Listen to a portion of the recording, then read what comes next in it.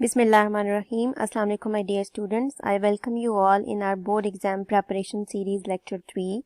In lecture 1 and 2 we discussed MCQs with conceptual understanding, and in lecture 3 we will discuss important formulas used in chapter 1 Fundamental of Chemistry grade 9. What is the reason of this lecture? क्योंकि after lecture 1 and 2 मुझसे student ने contact किया कि हमें एक और confusion भी होती है, वो ये है कि हम जब न्यूमेरिकल सॉल्व करते हैं तो हम डिसाइड नहीं कर पाते कि कौन सा फार्मूला यहाँ पर अप्लाई होगा। तो उसके सलूशन के लिए मैंने उनको नंबर 1 ये बताया कि आपको ऑब्वियसली अंडरस्टैंडिंग ऑफ जो टॉपिक्स हैं वो होनी चाहिए। नंबर 2 आपने क्या करना है, जो भी उस चैप्टर में फार्मूलाज यूज हुए हैं वो आपने एक पेज के ऊपर लिख लेना है या in a form of sticky notes आपने अपने चैप्टर के साथ अटैच कर लेना है। आप लोगों की आसानी के लिए मैं ये कर रही हूँ कि इस लेक्चर को मैंने डिज़ाइन किया है ताकि आप इसके भी स्क्रीनशॉट लेकर अपने पास रख लो, और जब आप चैप्टर को प्रिपेयर करने लगो तो आपके सामने वो फार्मूलाज होंगे और आप आसानी से बता दोगे कि अच्छा लेट्स सपोज हमने मोल को कैलकुलेट करना है तो क्या हमने स्ट्रेटजी अडॉप्ट करनी होगी, हमने मास इन ग्राम को कैलकुलेट करना है तो क्या करना होगा, एंड सो ऑन। चलते हैं first formula used in chapter 1, that is calculation of molecular formula. Molecular formula की कैलकुलेशन के लिए आपने याद रखना है this is equal to n into empirical formula. अब अगर मोलेकुलर फार्मूला को फाइंड आउट करने के लिए n और एम्पिरिकल फार्मूला हमें पता होना चाहिए, तो एक फार्मूला के अंदर दो चीज़ें अननोन नहीं हो सकती। इट मीन्स यहाँ पर स्टेटमेंट जो होगी आपके क्वेश्चन की उसमें एम्पिरिकल फार्मूला गिवन होगा। सपोज मैं आपको ये कहती हूँ कि एक कंपाउंड है जिसका एम्पिरिकल फार्मूला CH है, राइट, और उस कंपाउंड का मोलेकुलर मास है 78.11 ग्राम्स पर मोल। आप मुझे कैलकुलेट करके दो उस कंपाउंड का मोलिक्यूलर फार्मूला। तो आपने क्या करना है, n इंटू एम्पिरिकल फार्मूला याद रखना है। अब देखो एम्पिरिकल फार्मूला भी क्वेश्चन के अंदर है, और क्या हमें क्वेश्चन के अंदर गिवन है, मोलिक्यूलर मास। तो n को फाइंड आउट करने के लिए हमने किसकी हेल्प लेनी है, एम्पिरिकल फार्मूला की और मोलिक्यूलर मास की, क्योंकि एम्पिरिकल फार्मूला तो हमारे पास क्वेश्चन के अंदर गिवन है। तो n किसके इक्वल होता है, molecular mass divided by empirical formula mass. अब देखो मोलिक्यूलर मास जो क्वेश्चन के अंदर गिवन है वो हम यहाँ पर लगा देंगे। एम्पिरिकल फार्मूला मास क्या होता है, एम्पिरिकल फार्मूला मास होता है जो आपको क्वेश्चन के अंदर एम्पिरिकल फार्मूला गिवन है इसका मास कैलकुलेट कर लो। तो कार्बन का मास कितना होता है 12 प्लस हाइड्रोजन का कितना होगा 1, दिस इज इक्वल टू 13। तो मोलेकुलर मास की जगह आपने 78.11 लगाना है, एम्पिरिकल फार्मूला मास की जगह आप लगाओगे 13, आपके पास आ जाएगी वैल्यू ऑफ n। अब आपने क्या करना है, इस n की वैल्यू को मल्टीप्लाई कर देना है इस फार्मूला के साथ, दैट इज CH, तो आपके पास आ जाएगा मोलिक्यूलर फार्मूला। एक और चीज़ आपने याद रखनी है वो ये है कि अगर n की वैल्यू 1 आ जाए तो जो आपके पास एम्पिरिकल फार्मूला स्टेटमेंट के अंदर गिवन होगा वही आपका मोलेकुलर फार्मूला होगा, राइट। अब हम चलते हैं नेक्स्ट की तरफ, that is molecular mass, calculation of molecular mass. ये बोर्ड में एक रिपीटेड क्वेश्चन है जो इस तरह आता है कि define molecular mass, calculate molecular mass of let's suppose glucose या बेंजीन या किसी और कंपाउंड का मोलेकुलर मास कैलकुलेट करना आ जाता है। तो आपने, क्योंकि ये रिपीटेड क्वेश्चन है तो इसका कॉन्सेप्ट भी समझना है कि मोलेकुलर मास क्या होता है, sum of atomic masses of all the atoms present in a substance. Let's suppose मैं कहती हूँ जो सब्सटेंस है वो क्या है, C6H12O6। आपने इसका मोलेकुलर मास कैलकुलेट करना है, तो आपने क्या करना है, इनके एटॉमिक मासेस को ऐड कर लेना है। कैसे, आप जो भी एटॉमिक मास है कार्बन का उसको ऐड करोगे हाइड्रोजन और ऑक्सीजन के साथ। कैसे ऐड करोगे, अब एक कार्बन का मास कितना होता है 12, लेकिन यहाँ पर कितने कार्बन हैं 6, तो मल्टीप्लाइड बाय 6, प्लस एक हाइड्रोजन का मास कितना होता है 1.008, कितने हाइड्रोजन है 12, तो मल्टीप्लाइड बाय 12, प्लस एक ऑक्सीजन का मास कितना होता है 16, कितने ऑक्सीजन है 6, तो मल्टीप्लाइड बाय ऑक्सीजन का मास कितना होता है 16, तो कितने ऑक्सीजन है 6 multiplied by 6, this will be equal to 180.096। 180 के बाद आप जो भी आपके पास डिजिट्स हैं आप इनको निगलेक्ट कर सकते हो, दैट इज ग्राम्स पर मोल, राइट। तो किसी भी कंपाउंड का मॉलिक्यूलर मास आपको फाइंड आउट करना हो, कॉन्सेप्ट क्या आपके माइंड में होना चाहिए कि जो भी एटम्स होंगे उनके मैसेज को हमने ऐड कर देना है। अब आपने यहाँ पर कंफ्यूज इस वजह से नहीं होना क्योंकि जो आपके पास एटॉमिक मैसेज होंगे वो आपको क्वेश्चन पेपर के अंदर गिवन होंगे। इन केस आपको गिवन नहीं भी होते तो आपको पीरियोडिक टेबल साथ लेके जाने की एसएससी लेवल पर परमिशन होती है। Next is mole, how we can calculate mole. तो मोल की कैलकुलेशन के लिए आपने ये याद रखना है कि जब भी किसी एटम का मास, किसी मॉलिक्यूल का मास, किसी फार्मूला यूनिट का मास, किसी आयन के मास को ग्राम में एक्सप्रेस करते हैं तो that is called as mole. Mole का फार्मूला ये होता है mass in gram divided by molar mass. अब again here are two things, एक मास इन ग्राम है और सेकेंडली क्या है मोलर मास। लेट्स सपोज मैं आपको कहती हूँ कि आपके पास 2 ग्राम सोडियम है Na, आपने इसके मोल्स को कैलकुलेट करना। तो कैसे कैलकुलेट करोगे, मास इन ग्राम की जगह आपने लगा देना है 2, मोलर मास हमें पीरियोडिक टेबल बता रहा है कि सोडियम का कितना होता है 23, तो आपके पास यहाँ से क्या आ जाएंगे मोल्स।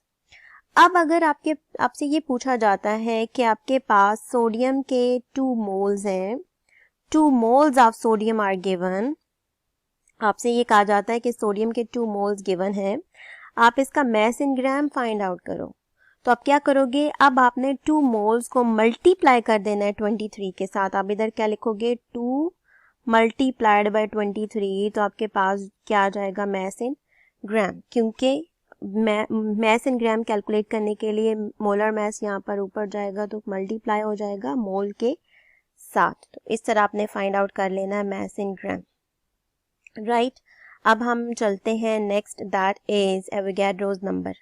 एवोगैड्रोस नंबर एक साइंटिस्ट था जिसका नाम था विक्टर एवोगैड्रो। उसने इसका कॉन्सेप्ट प्रपोज किया था कि जब भी किसी एटम के 1 मोल हम लेते हैं, जब भी हम 1 mole of any atom, any molecule, any formula unit या एनी आयन लेते हैं, कितना मोल 1 मोल, तो उसमें जो नंबर ऑफ पार्टिकल्स हैं उनकी वैल्यू फिक्स रहती है, दैट इज 6.022 इंटू 10⁻23। क्या वैल्यू रहेगी 6.022 इंटू 10⁻23, राइट। इसको रिप्रेजेंट कैसे करते हैं, Na के साथ रिप्रेजेंट करते हैं एवोगैड्रोस नंबर को। Next is number of atoms. Number of atoms को कैलकुलेट करने के लिए आपने ये याद रखना है कि अगर एटम का 1 मोल है, let's suppose 1 mole of sodium atom, तो 1 मोल सोडियम एटम का मास कितना होता है 23 ग्राम। क्योंकि इसका 1 मोल है तो ऑब्वियसली वो एवोगैड्रोस नंबर की इक्वल होगा, that is 6.022 into 10⁻23, right. Next is calculation of formula unit. अब अगर तो किसी आयनिक कंपाउंड के 1 मोल की बात हो रही हो तो उसमें भी नंबर ऑफ पार्टिकल्स फिक्स होंगे।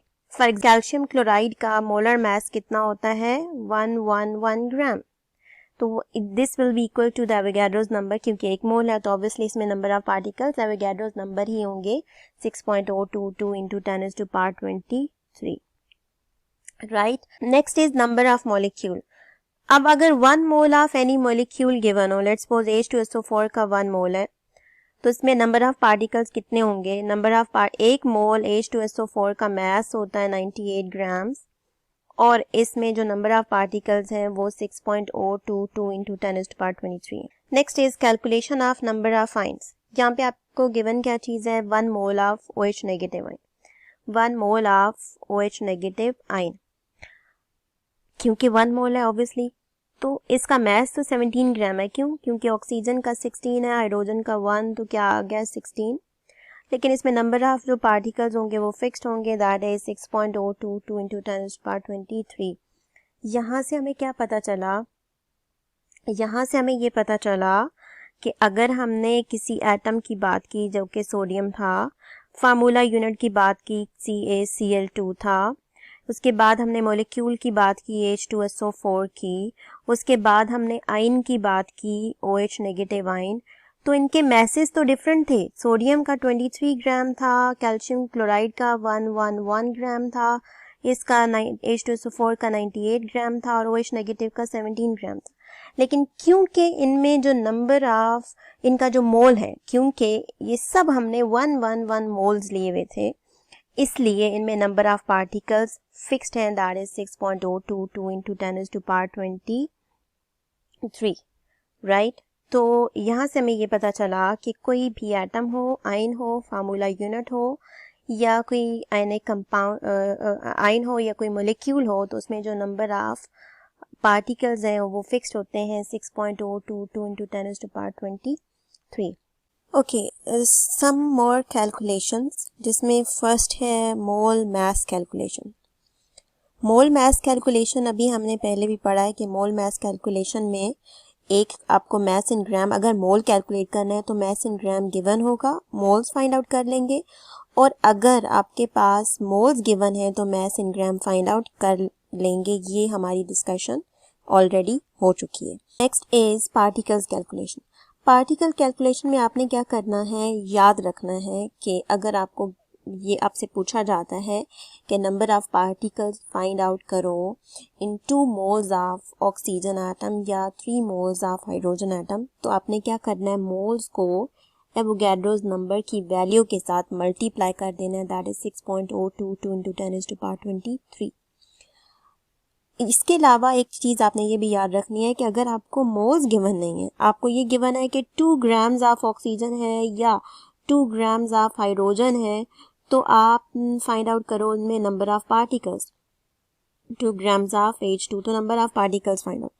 इसके लिए आपने क्या करना है, मोल्स को पहले कैलकुलेट कर लेना है। कैसे कैलकुलेट करोगे, ये जो मास इन ग्राम गिवन होगा ये इधर लगाओगे। मोलर मास आपको ऑक्सीजन का पता होता है 32 है, O2 का 32 होता है और H2 का क्या होगा 1.008। एक हाइड्रोजन का है तो 2 का कितना होगा 2.016, तो उसको आपने किससे मल्टीप्लाई कर देना है 6.022 O22 into 10⁻23 के साथ मल्टीप्लाई कर देना है, तो आपके पास क्या आ जाएंगे नंबर ऑफ पार्टिकल्स। ठीक है, next is calculation of number of moles in given number of atoms. तो उसके लिए आपने क्या करना है, अब ये जो नंबर ऑफ एटम्स है ना, ये आपको गिवन होंगे। Number of atoms are, let's suppose आपके पास नंबर ऑफ एटम्स है 3.011 into 10⁻23, ये आपके पास नंबर ऑफ एटम्स है। आपने इन नंबर ऑफ एटम्स में नंबर ऑफ मोल्स को फाइंड आउट करना है, तो आप क्या करोगे, number of atoms divided by 6.022 into 10⁻23, तो ये आपके पास आ जाएंगे number of moles in given number of atoms. उसके बाद है number of moles in given number of molecules. Again आपके पास नंबर ऑफ मॉलिक्यूल्स गिवन होंगे। सपोज मैं कहती हूँ कि आपके पास नंबर ऑफ मॉलिक्यूल्स अगेन क्या है 3.011 into 10⁻23। आपने नंबर ऑफ मोल्स को इन नंबर ऑफ मॉलिक्यूल्स में कैलकुलेट करना है, तो क्या करोगे, number of molecules divided by Avogadro's number 6.022 into 6.022 into 10⁻23, तो आपके पास क्या आ जाएंगे number of moles. I hope आपको चैप्टर 1 में जो फार्मूला यूज हुए हैं और उनकी कैलकुलेशन के रिगार्डिंग कोई भी कंफ्यूजन हुई होगी तो वो उसमें आपको गाइडेंस मिल गई होगी। इन केस अभी भी कुछ कंफ्यूजन्स हैं तो you can write down in the comment box, और इंशाल्लाह आई विल ट्राई कि आप लोगों को बेटर और सिंपल वे में गाइडलाइन दी जाए। So stay blessed, take care, अल्लाह हाफिज़।